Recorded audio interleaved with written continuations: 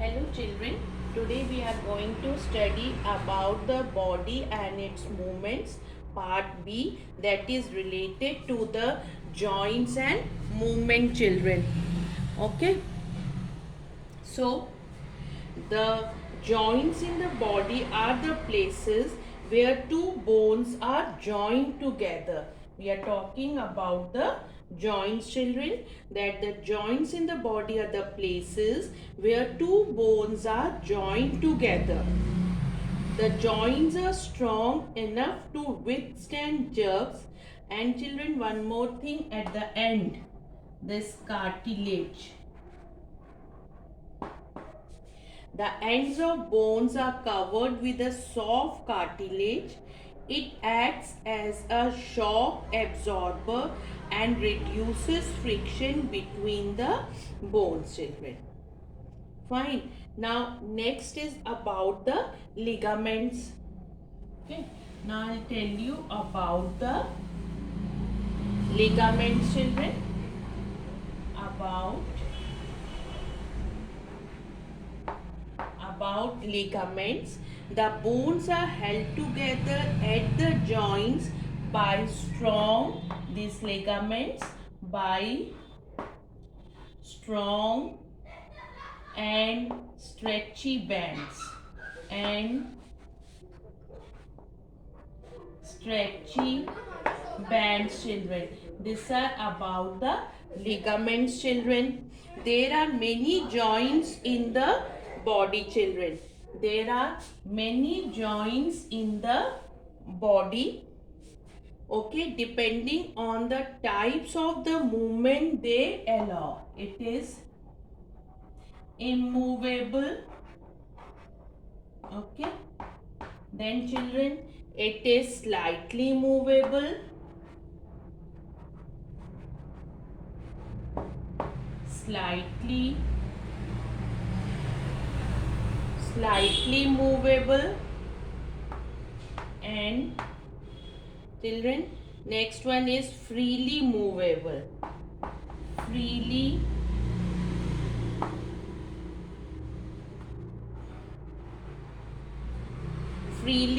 movable. Okay, children. Now, the bones in the skull do not allow any movement, children. The joints between the ribs and the breastbone allow only slight movement. Most of the joints in the body are freely movable joints. So, the freely movable joints are of four main types depending on the type of the movement they allow, children. Now, what are that? That is hinge joint, children. Then it is ball and socket joint, pivot joint and gliding joint. Hinge joint. Now in the hinge joint, the elbow, knee and finger joints allow movement in one plane only, that is up and down or backward and forward, like the hinges of a door. So such joints are called as hinge joints, children. Then it is ball and socket joint. Okay, children. The shoulder and hip joints allow movement in all directions. In such joint, the end of one of the bone is like a ball, round like a ball, children. Okay. It fits into a hollow part. It gets fixed up in a hollow part, children. It gets fixed up in a hollow part. What is that known as? That is known as a socket, children. The bone that ends in a ball, for example, the femur or the humerus, can move in any direction. Such a joint is known as a ball and socket joint. Then next is about the pivot joint. Next is children. Next is pivot joint, children. Now the neck joint also allows movement in all directions. It allows you to move your head up and down, left and right, and also to rotate it. So, insert joint, one of the bone ends in a rounded or conical surface that fits into the dent in the other bone. Such a joint is known as a pivot joint. Then children, it is about the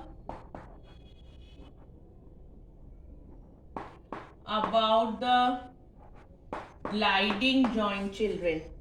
The wrist or ankle joints have flattened ends of bones that can move against each other. These joints allow side to side as well as backward and forward movement, children. Such joints are called gliding joint. Now, what makes the bones move? What makes the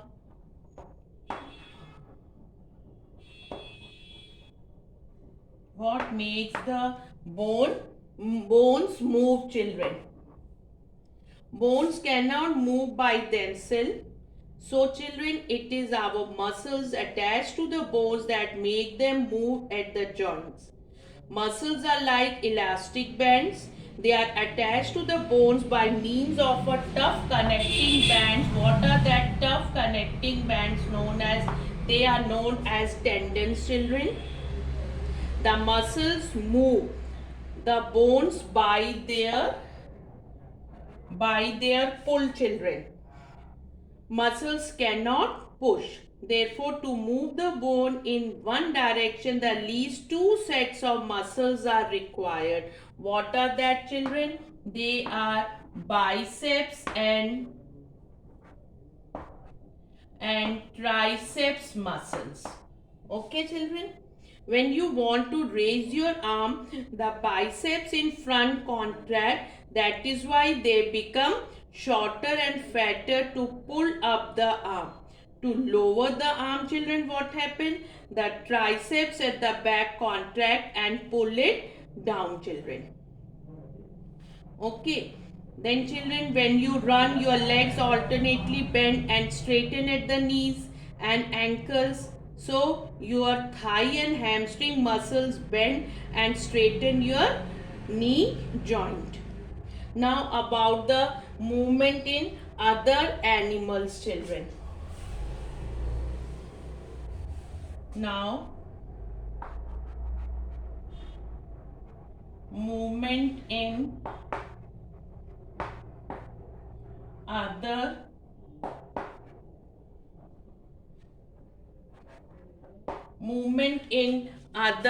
animals, children. Animals have different types of skeletons. The skeletons of some animals do not have bones at all. Therefore, the ways in which they move are also different. Now, if we talk about the earthworm, have liquid skeleton. Earthworm. Children, earthworm have liquid skeleton. Okay. And muscles in the warm body can be squeezed differently to change the body shape, as they have liquid trapped in spaces inside the body and the muscles squeeze against the liquid. These changes in the shape help the worm to move along, children. To move, the earthworm first extends the front part of his body, then children, keeping the rear part fixed to the ground. Next, it fixes the front part and shortens it, thus pulling the rear end forward. So it carries out such expansion and contraction of muscles repeatedly to move forward, children. And now snail and cockroach. In the case of snail and cockroach,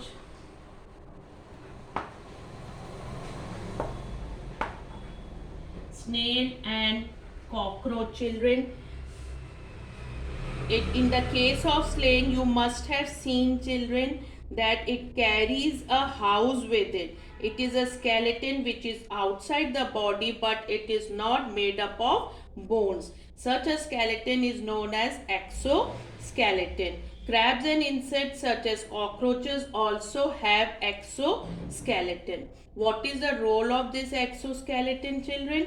They give support and protection and also allow movement at the joints, children. Then about the fish. The skeleton of a human body is inside the body. Such a skeleton is known as endoskeleton. What is it known as, children? Endoskeleton. Okay. Fish, amphibians, reptiles, birds and mammals, they have endoskeletons. They all have backbones and are known as vertebrates. Muscles that enable the fish to move are found on either side of the backbone, children, and they have a streamlined shape, broad in the middle and narrow at the end. The shape is streamlined, children. Okay, children. Then about the snake. A snake is a vertebrate. It has a long backbone which is very flexible, children. And the snake can curve his body into many loops, children. So when it's moving forward, its body moves from side to side in a wave-like motion. This was about the snake. Then, children, about the bird. Birds fly with their wings which are modified forelimbs. Okay, and children, they use their legs or hind limbs to walk, run or hop, children. For the birds we are discussing, and some of the birds swim also, children, and as you know, the bones of the birds are hollow and they are very light, making it easy for them to rise in air. And children, their strong muscles in their breastbone helps birds to flap their wings and fly in the case of birds, children. So what all we have discussed, children? We have discussed about the cartilage, ligaments, tendons, children. Tendons are tough bands which attach muscles to bones. Then ligaments, they are strong stretchy bands that keep the bones together at the joints. We discussed about the exoskeleton, a skeleton that is outside the body. Endoskeleton, a skeleton that is inside the body. And a fish moves by moving its tail fin in a zigzag pattern. A snake moves by curving his body into many loops, each loop pushing against the ground. An earthworm moves by expanding and contracting its body muscles, children. Thank you so much.